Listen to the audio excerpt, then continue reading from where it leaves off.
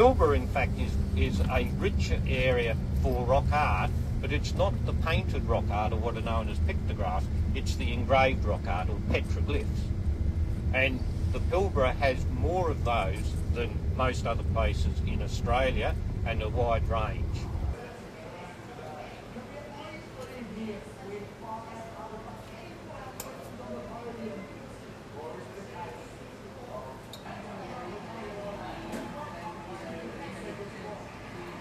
Yes, guess where it's going. The rock is very hard. It doesn't weather so in the same way as sandstone or granite might exfoliate or just crumble. So once it's marked, it remains marked. So it's a very stable, hard rock that doesn't weather. So we have, fortuitously, a record that goes back over a long period of time.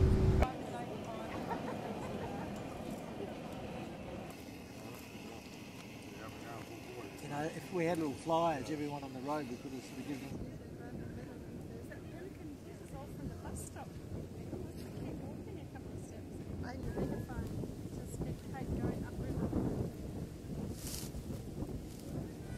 There they go. There go the pelicans.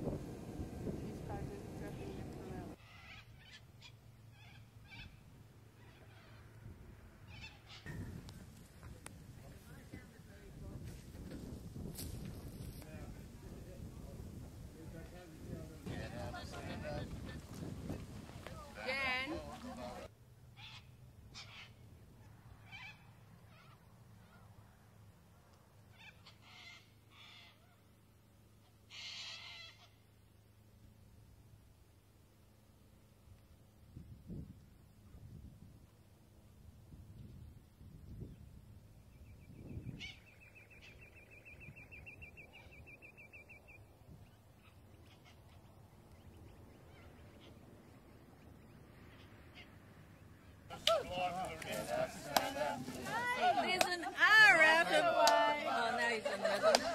Damn. God, class! Gee. Enthusiasm!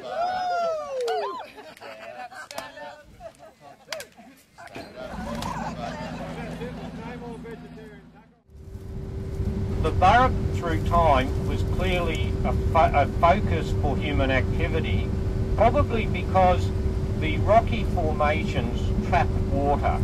So when it rains, the water percolates through the rocks and comes out within these rock holes and springs through the landscape over a large period of time. In fact, creeks can still flow a year after the cyclonic rains.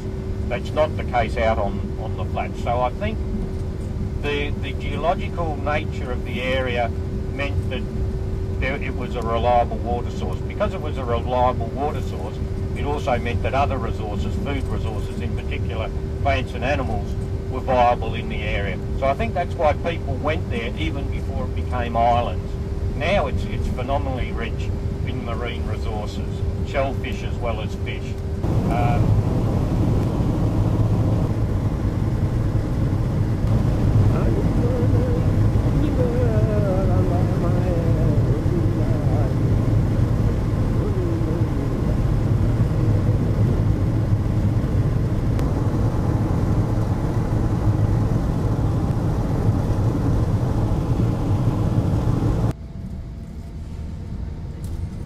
When I first came here, it was what was called a company town, which meant basically that Hammersley Island, they built everything here, the school, shopping centre, all the facilities were owned by the company, even the street lighting, the whole lot, which is a massive investment really when you think about it.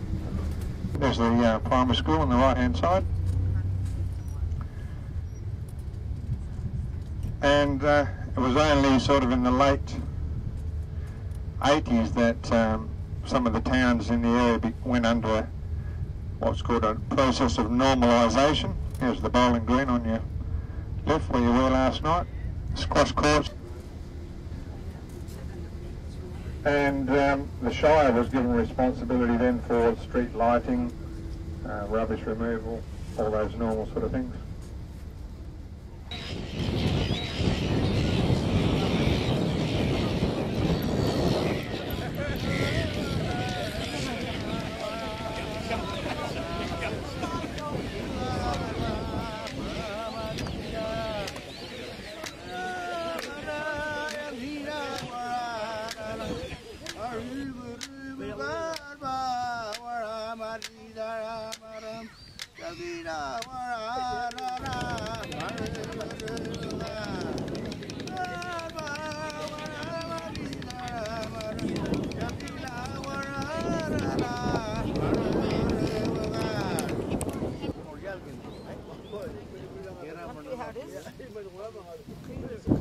As far as the eye could see the natural beauty of the land. And that's how I see the land. Yeah, I reckon that's what you want to see, because where is cute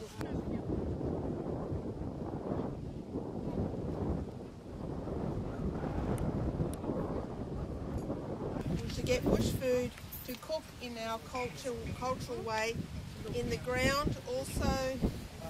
Cultural dancing. With our elders. Thank you. Well, just feel free to look, I don't know, I just want to get up there, my leg is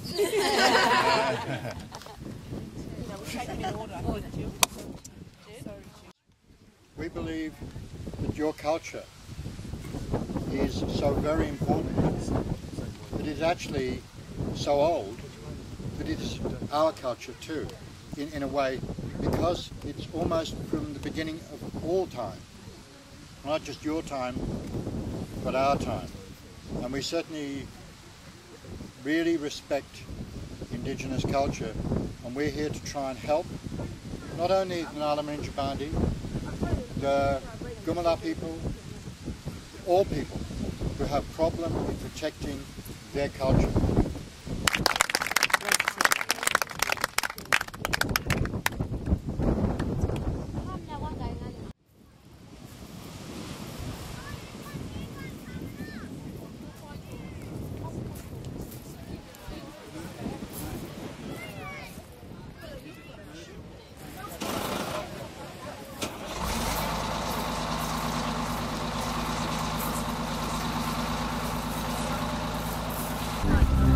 Sometimes this life makes you feel so tired, with its clamoring crowds and endless roads, can make you long for something different, something closer to home, going home.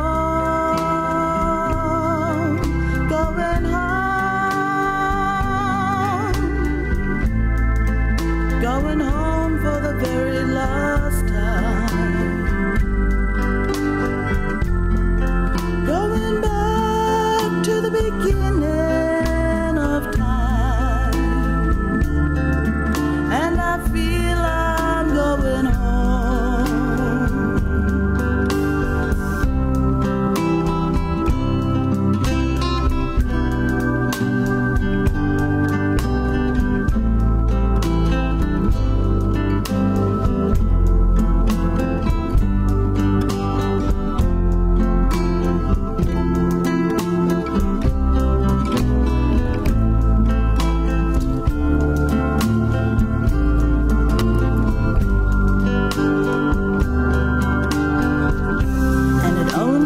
Makes you feel sorry for the ones who are left behind to face the music, and the ones who still have strength to struggle and strive, or who foolishly give their lives away. Going home.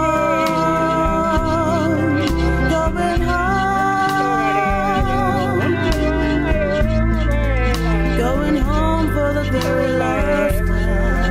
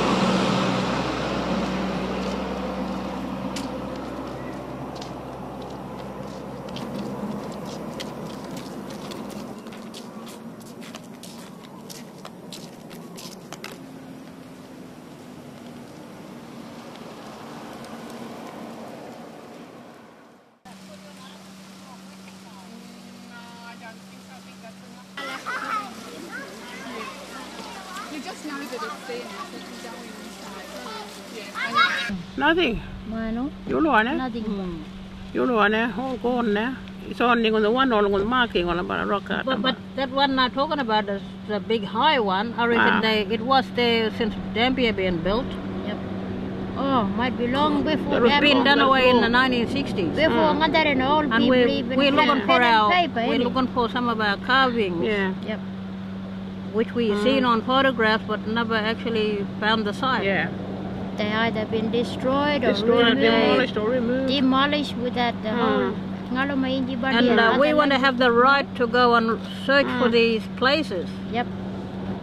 We have our right as but can we for our spiritual can we get that right to be able to go back and look at our rights? Yep. Like go back and there might be like museums going to look at our old photographs. When they're on the right, you know, that's our right. But you know, and White has taken it away. And you know, but it doesn't take our identity away. We still know who we are. Yep. Yeah, but we need to go more further, looking into them things and passing it on to our children. Yeah. Now, ngai wangai nyenda wala. You ngai wirat bani waji sometime. Nungu tununga. And the soul is searching all the time where there's connections from the land. Now, ngai wirat bani but mining wants your country too, you know. And ngai worry because mining company wanted development, and where is all the intellectual copyright property belonging to the traditional people, landowners of that country? You know? I worry about it like that wirat ngai all the time. And I ask questions like human rights questions, social justice questions. Justify this government, justify this mining company, you know? You gotta justify programs that you do with Aboriginal people, justify it ethically, morally, spiritually, traditionally, tribally.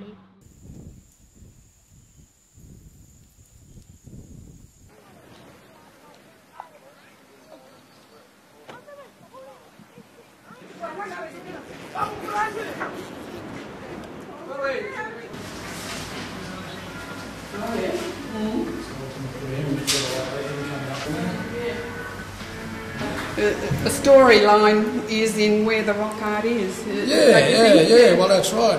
That gives the people who belongs within that area their storyline and life from there, you know. So I think what usually happens in the Aboriginal way, if you do something, touch something or take something that you're not supposed to, only thing that can happen from there is nothing but bad luck. So they're not listening, are they? They're not listening, you know. It's there for a purpose. It was there, and it's been there for a purpose, and been there for thousands and thousands of years. No one has no right in the whole world to go and touch them, you know. They belong there.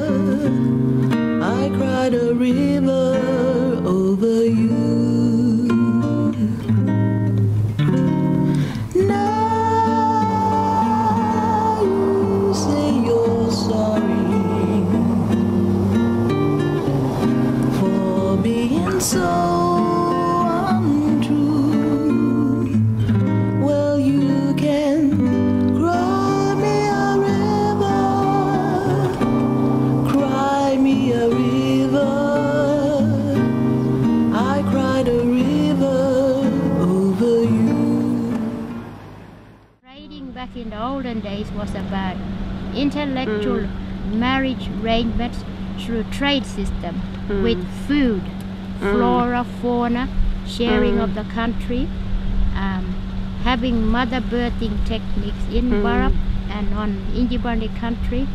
Wherever you go, you always find a mother birthing place. Mura belongs to mothers. What about the Yuratalo man? You seen that picture? Yuratalo, I see it somewhere. I see it. I know that. He's a petroglyph. Yeah. Yeah, I know. I see. I'm sure I see him too. Sun. I know Yuratalo. Sun spiritual. But he was a man. He was a tough man to negotiate, I reckon. He was. And he put his mark there, the Yuratalo man. That's right. He like put his. Like the rain man, when we cried for rain, when we wanted the rain man, when we are hard man, he wanted. They pane waurangale, walarangale. Don't want to know because they're very secretive women. Yep. And they are the pelican totem woman. But the Aboriginal name for Robyne is called Iramagoro. It's called Iramagoro Big Mangoro, singing a song about big floods. That's About what big floods. Yep. Singing songs for big floods to come. So we're doing strategic planning with lots of different meetings for community development. Come next year, we got lots of programs. That's